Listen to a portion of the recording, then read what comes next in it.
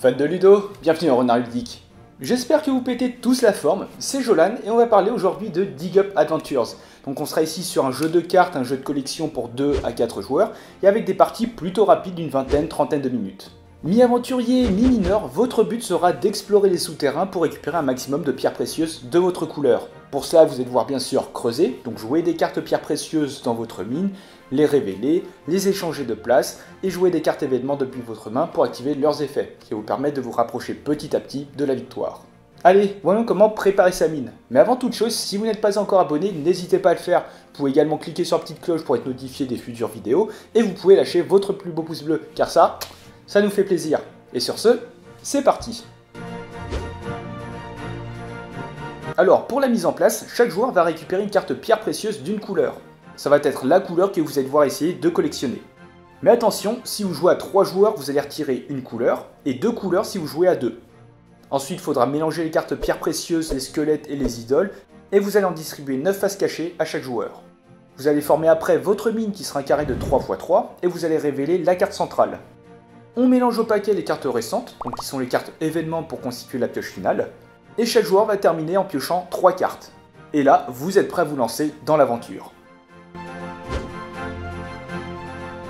Dans Dig Up Adventure, vous allez jouer à tour de rôle jusqu'à ce qu'un joueur ait révélé toute sa mine. Vous allez alors terminer le tour en question avant de passer au décompte des points.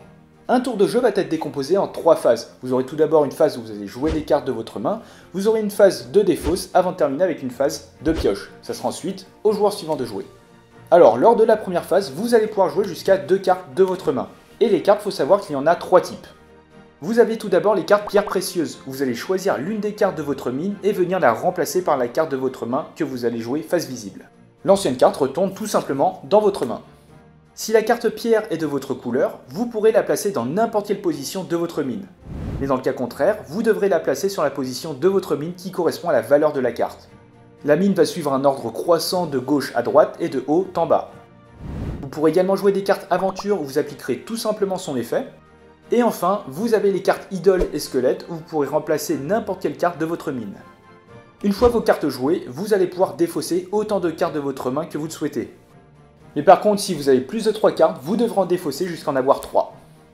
Et enfin, on repioche jusqu'à avoir 3 cartes en main. Allez, voyons à présent les différents effets des cartes événements. Vous avez tout d'abord la bourse qui permet d'échanger la position de 2 cartes. Il y a la carte au trésor qui permet de piocher 5 cartes, d'en garder une et de remettre les autres dans l'ordre que vous le souhaitez. La dynamite où chaque joueur va défausser toute sa main et repiocher 3 cartes. Attention, la dynamite sera ensuite retirée du jeu. Vous avez bien sûr les idoles qui permettent de remplacer n'importe quelle carte de votre mine. Cette carte idole vous rapportera 2 points à la fin de la partie, mais vous ne pourrez plus en jouer depuis votre main. Les jumelles qui permettent de voir la main d'un adversaire et de lui voler l'une de ses cartes. Vous devrez par contre également lui donner une carte en échange.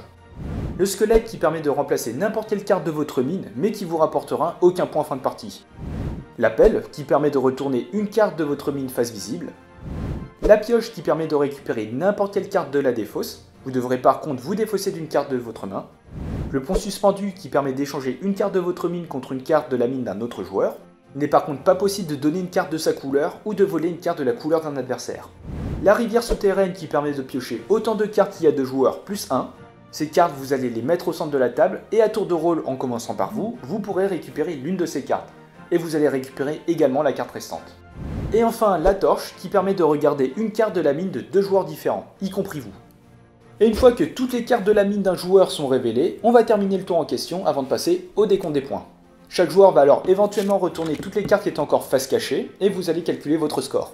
Vous allez marquer 3 points pour une carte pierre précieuse de votre couleur à la bonne place, 2 points pour une carte pierre précieuse de votre couleur à la mauvaise place, 1 point pour une carte pierre précieuse d'une autre couleur à la bonne place, les cartes pierre précieuses d'une autre couleur à la mauvaise place ne rapportent pas de points, et vous allez marquer 2 points si vous avez une carte idole.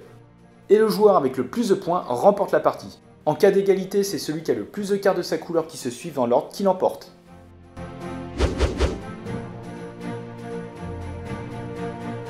Et voilà, c'est la fin de cette vidéo, donc désormais il n'y a plus qu'à partir à l'aventure. Alors si le jeu vous intéresse et que vous souhaitez soutenir la chaîne, je vous mets un petit lien en description. Et vous pouvez toujours laisser un petit pouce bleu, commenter et vous abonner, ça nous fait toujours plaisir. Et sur ce, on se retrouve dans une prochaine vidéo. Ciao!